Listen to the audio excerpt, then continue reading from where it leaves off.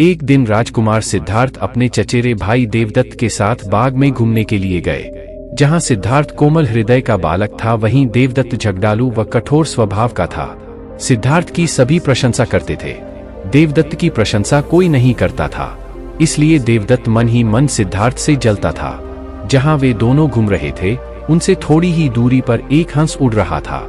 उस हंस को देखकर सिद्धार्थ बहुत प्रसन्न हो रहा था। तभी देवदत्त ने कमान पर तीर चढ़ाया और हंस की ओर छोड़ दिया। तीर सीधा जाकर हंस को लगा। वह घायल हो गया और छटपटाकर नीचे गिर पड़ा।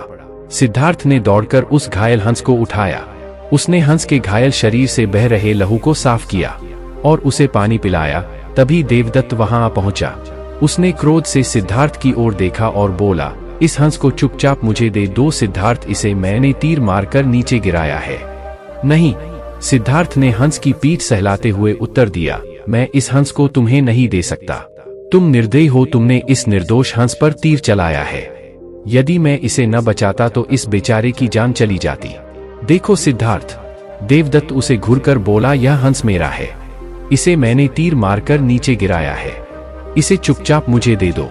यदि नहीं दोगे तो मैं राज दरबार में जाकर तुम्हारी शिकायत करूंगा। सिद्धार्थ ने उसे हंस देने से साफ साफ मना कर दिया। देवदत्त राजा शुद्धोदन के दरबार में जा पहुंचा और सिद्धार्थ की शिकायत की। शुद्धोदन ने उसकी शिकायत को ध्यानपूर्वक सुना, फिर सिद्धार्थ को बुलावा भेजा। कुछ ही देर में सिद्धार्थ हंस को लेकर राज दरबार में उपस्थित हो गया। राज दरबार के ऊंचे सिंहासन पर राजा शुद्धोदन बैठे थे। आसपास के नीचे आसनों पर राज्य मंत्री तथा अन्य पदाधिकारी बैठे थे। कई सैनिक हथियार लिए द्वार के निकट खड़े थे। शुद्धोदन के संकेत करने पर देवदत्त सिर झुकाकर बोला, महाराज, जो हंस इस समय सिद्धार्थ के पास है वह मेरा है। इसे मैंने तीर मारकर पृथ्वी पर गिराया था। सिद्धार्थ ने इसे उठाकर इस पर अपना अधिकार कर लिया है। यह हंस मेरा है, कृपया इसे मुझे दिलाया जाए। राजा शुद्धोदन ने सिद्धार्थ की ओर देखा और बोलने की ओर संकेत दिया। सिद्धार्थ ने सिर झुकाकर शांत स्वर में कहा, महाराज, यह हंस निर्दोष है। यह बिना किसी को कोई कष्ट दिए उड़ा जा रहा था। देवदत्त ने इसे तीर मारकर घायल कर दिया। मैंने इसका उपचार किया है, इसके प्राण बचाए हैं। मैं समझता हूं कि प्राण लेने वाले से अधिक प्राण बचाने वाले का अधिकार होता है। मैं आपसे प्रार्थना करता हूं कि यह हंस मेरे पास ही रहने दिया जाए।